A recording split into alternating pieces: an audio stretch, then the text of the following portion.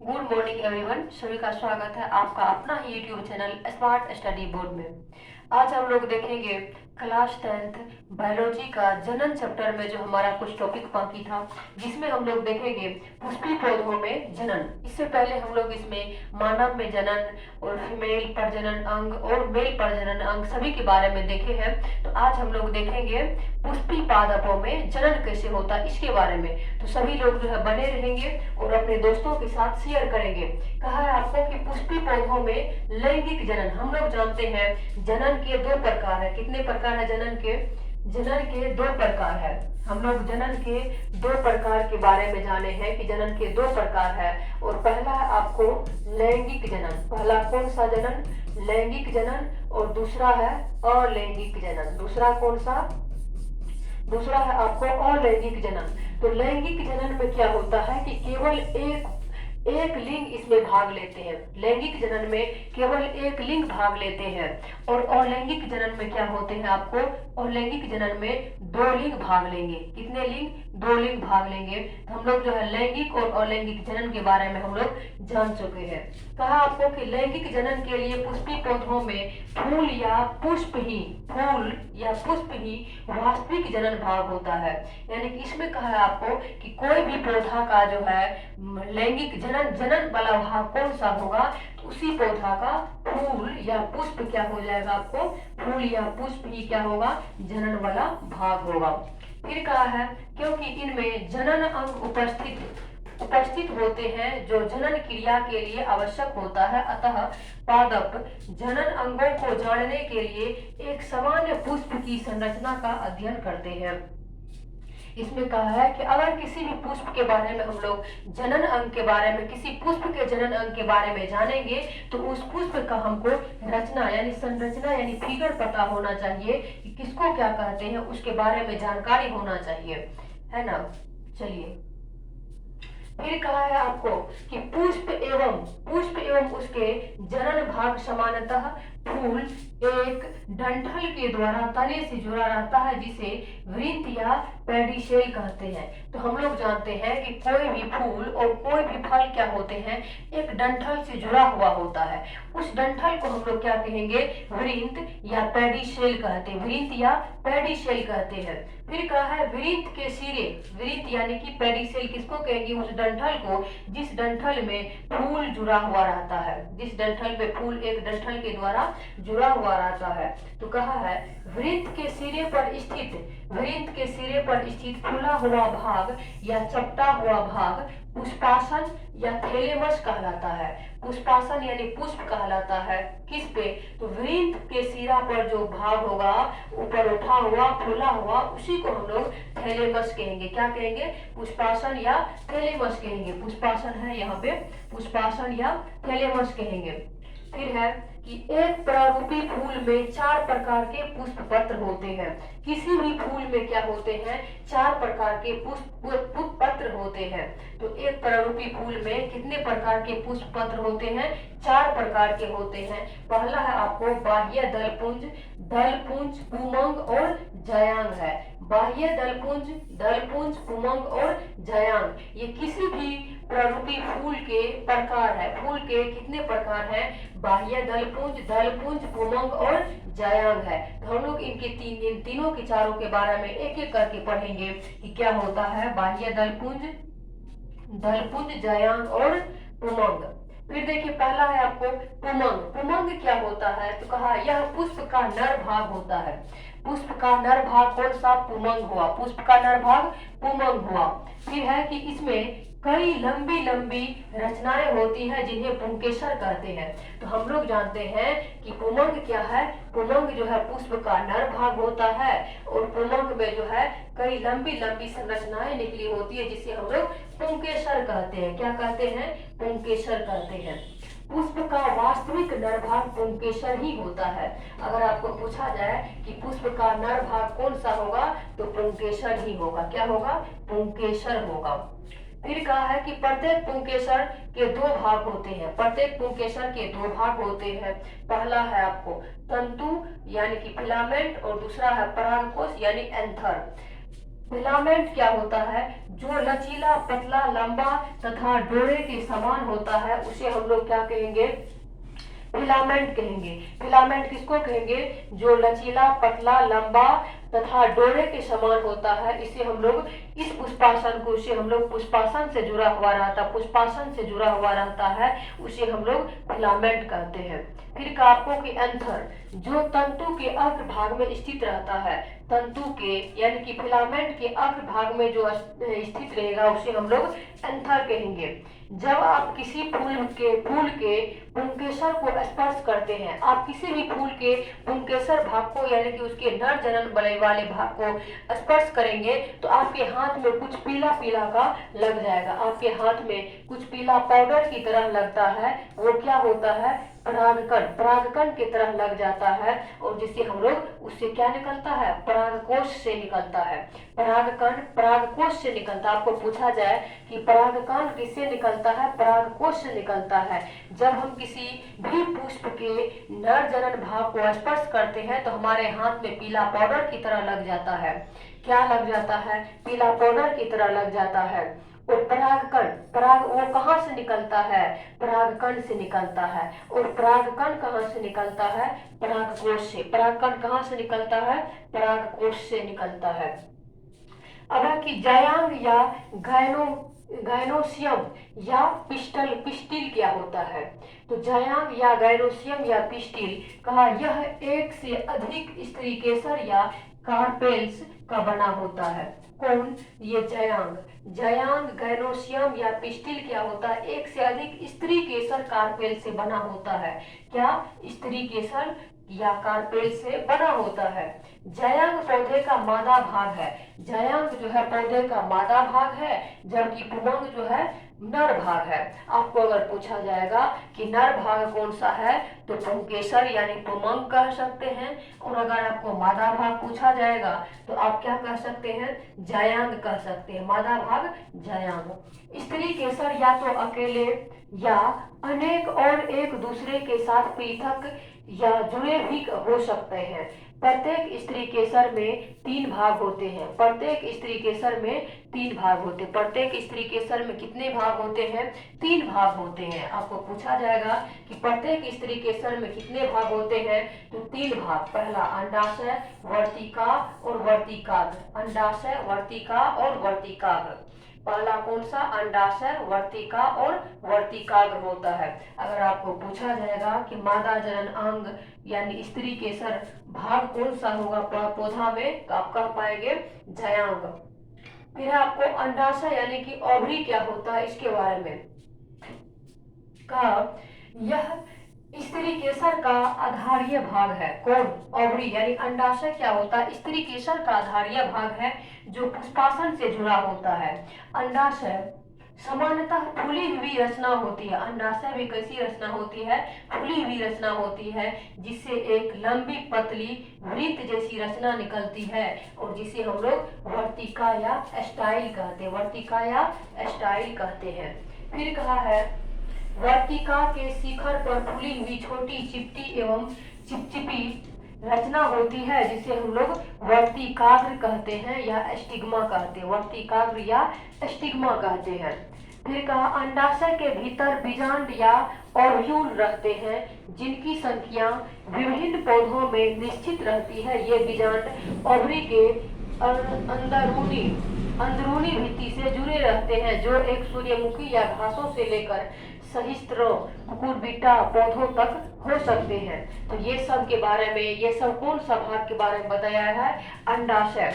अंडाशय क्या होते हैं कि यह स्त्री केसर का एक भाग होता है और जो अंडाशय के आकार कैसे होते हैं तो पतली होती है, वृंत के जैसे होता है, वृंत के आकार का होता है और ये इससे जो एक रचना निकलती है जिसे हम लोग वर्तिका या स्टाइल कहते हैं।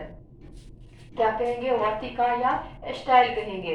फिर कहा है आपको कि बीजांड के भीतर भ्रूणकोश, भ्रूणकोश यानी एम्ब्रियो सैक, भ्रूणकोश यानी एम्ब्रियो सैक होता है जिसमें मादा युग्मक या अंडाणु होते हैं। तो आपको पूछा जाएगा कि बीजांड के भीतर पूछा है कि भ्रूणकोश होता है जिसे हम लोग क्या कहेंगे तो मादा अंडाणु कहेंगे। क्या कहेंगे? मादा युग्मक या अंडाणु कहते हैं। बीजांड के अंदर में क्या रहेगा, अंडाणु रहता है। परागन क्या होता है, तो पराग कणों के परागकोश से निकलकर, परागकण के परागकोश से, परागकण के परागकोश से निकलकर उसी पुष्प या उसी जाति के दूसरे पुष्प के वर्ती काव्य तक पहुंचने की क्रिया को पॉलिनेशन यानी परागन कहते हैं। तो परागन किसको कहेंगे, पॉलिनेशन किसको कहेंगे, कि परागकणों के परागकोश से निकलकर उसी पुष्प के दूसरे पुष्प या दूसरे पुष्प के जाति के आधार पर जाए के वर्ती काव्य तक जाएगा, उसे हम लोग परागन कहेंगे। देखिए परागन किसको कहेंगे, तो ये कहा है कि परागकण से निकल करके परागकोश से, परागकण के परागकोश से निकलकर, कहा कि परागकण के परागकोश से निकलकर और दूसरे पुष्प के उसी पुष्प पे जाएगा, उसी पुष्प के वर्तिकाग्र पे जाएगा या दूसरे पुष्प के वर्तिकाग्र पर जाएगा, तो उसे हम लोग पॉलिनेशन परागन कहते हैं। और परागन दो प्रकार के होते हैं। परागन कितने प्रकार के, दो प्रकार के होते हैं, स्वपरागन और परपरागन। स्व मतलब होता है स्वयं, स्व मतलब होता है स्वयं। जब एक पुष्प के परागन दूसरे पौधे पर स्थित पुष्प के वर्तिकाग्र तक पहुंचते हो तो इस पर परागन, इस पर, तो इसे क्या कहेंगे हम लोग, परपरागन कहेंगे। देखिए स्वपरागन और परपरागन में अंतर देखने के लिए मिलेगा। अगर देखिए एक पुष्प का है, एक इस तरह से मान लीजिए एक ये पुष्प हो गया, एक ये पुष्प का ये फोटो हो गया, इसमें क्या करेगा कि अगर इसी से परागकण निकल करके इसी पे रहेगा तब वो स्वपरागन होगा, और अगर दूसरे पुष्प से परागकण निकल करके यानी कि इससे निकल करके दूसरे पुष्प के वर्तिकाग्र तक जाएगा तो उसे परपरागन कहेंगे। क्या कहेंगे, उसे परपरागन कहेंगे। तो परपरागन कहा कि जब एक पुष्प के परागकणों दूसरे पुष्प पर स्थित पुष्प के वर्तिकाग्र तक पहुंचते हैं तो इसे क्या कहेंगे हम लोग, परपरागन कहेंगे। क्या कहेंगे, परपरागन कहेंगे। तो अर्थात हम कह सकते हैं, देखिए इसमें होगा कि जब एक पुष्प दूसरे पुष्प पर स्थित वर्तिकाग्र तक पहुंचकर इसे परपरागन। स्वपरागन का डिफिनेशन होगा आपको कि जब एक पुष्प क्या होगा, जब एक पुष्प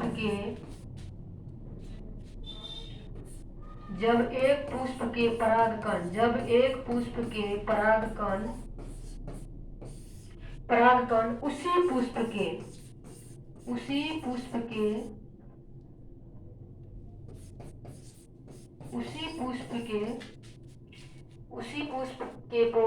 पौधे के पुष्प के स्थित उसी पुष्प के वर्तिकाग्र तक पहुंचता है। कहाँ तक,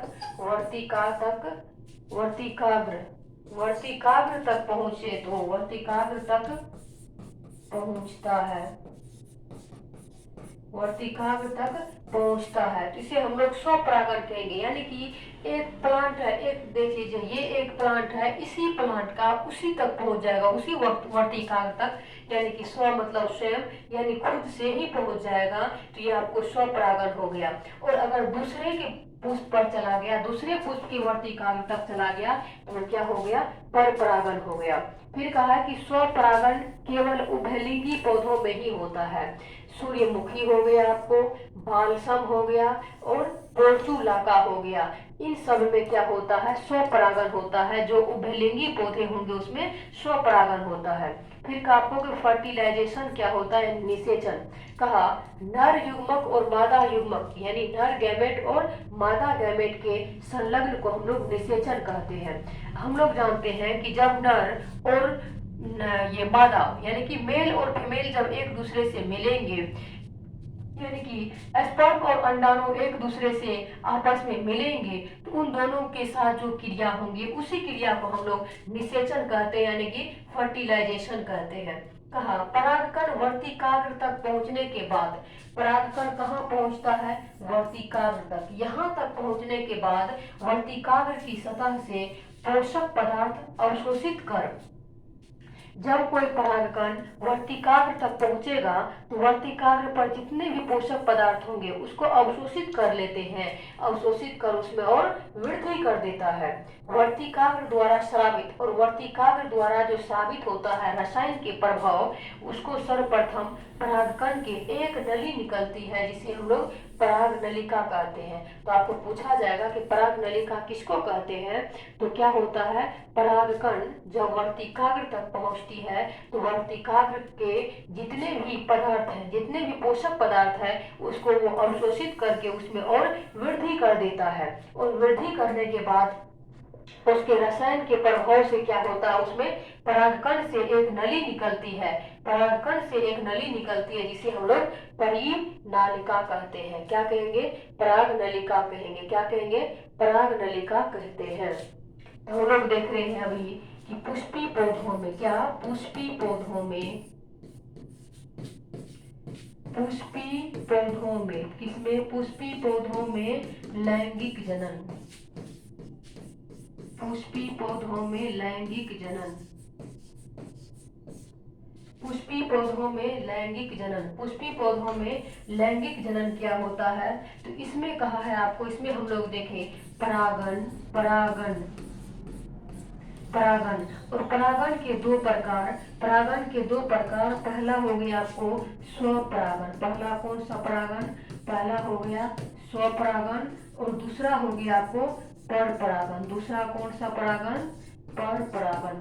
स्वपरागण क्या होता है, पर परागण क्या होता है, तो स्वपरागण होता है आपको, स्वपरागण होगा अगर किसी पुष्प का परागकण उसी पुष्प के वर्तिकाग्र तक पहुंचता है, स्वपरागण हो गया अगर किसी पुष्प का वो परागकण दूसरे पुष्प के या दूसरे जाति के ये वर्तिकाग्र तक पहुंचता, उसे हम लोग पर परागण कहते हैं। क्या कहेंगे, पर परागण कहते हैं। और ये स्वपरागण केवल जो है आपको केवल के केवल ये उभयलिंगी पौधों में होगा, जबकि पर परागण सभी में होता है।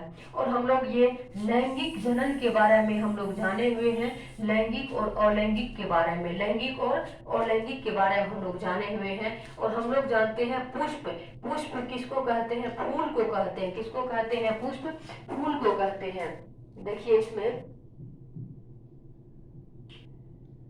इसमें कहा आपको कि क्या होता है कि लैंगिक जनन के लिए पुष्पी फूल, फूल और पुष्प ही उसका क्या होता है, किसी भी प्लांट का भाग होता है। और एक चीज हम लोग देखे हैं कि आपको पूछा जाएगा अगर नर और मादा भाग, प्लांट का नर और मादा भाग, तो अगर पूछा जाएगा नर और मादा भाग तो आप क्या कर पाएंगे, आप कह पाएंगे कि पुमंग, पुमंग क्या होता है, पुष्प का वास्तविक नर भाग। अगर पूछा जाएगा कि किसी भी नर भाग यानी प्लांट का यानी पुष्प का नर भाग कौन सा होगा, तो आप पुमंग कहेंगे। क्या कहेंगे, पुमंग, पुमंग यानी पुंकेसर होता है, पुंकेसर भी कह सकते हैं कि नर भाग, किसी भी पुष्प का नर भाग पुंकेसर होता है, जबकि मादा भाग यानी स्त्री भाग कौन सा होगा, वो जयांग होगा। अगर आपको नर भाग पूछा जाएगा तो पुंकेसर और स्त्री भाग पूछा जाएगा तो जयांग हो जाएगा। कौन हो जाएगा, जयांग हो जाएगा। और पूछा जाएगा कि पुंकेसर, पुंकेसर के कितने भाग होते हैं, पुंकेसर के दो भाग होते हैं, फिलामेंट और एंथर, फिलामेंट और एंथर होता है। कितना होता है, फिलामेंट और एंथर होता है। और स्त्री केसर, स्त्री केसर के कितने भाग होते हैं, तो स्त्री केसर के 3 भाग होते हैं, अंडाशय, वर्तिका और वर्तिकाग्र होता है। तो आपको पूछा जाएगा कि नर, किसी पुष्प का नर भाग कौन सा होगा, तो पुंकेसर होगा, और किसी पुष्प का मादा भाग कौन सा होगा, तो जयांग होगा।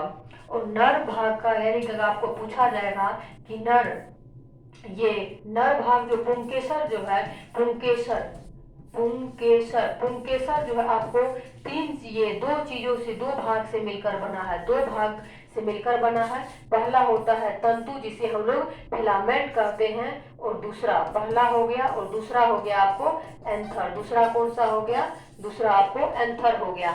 इसी तरह आपको स्त्री केसर भाग है आपको जयांग, कौन सा है, जयांग। और जयांग जो है स्त्री केसर भाग, ये 3 भागों से मिलकर बना होता है, जिसे हम लोग अंडाशय, वर्तिका और वर्तिकाग्र कहते हैं।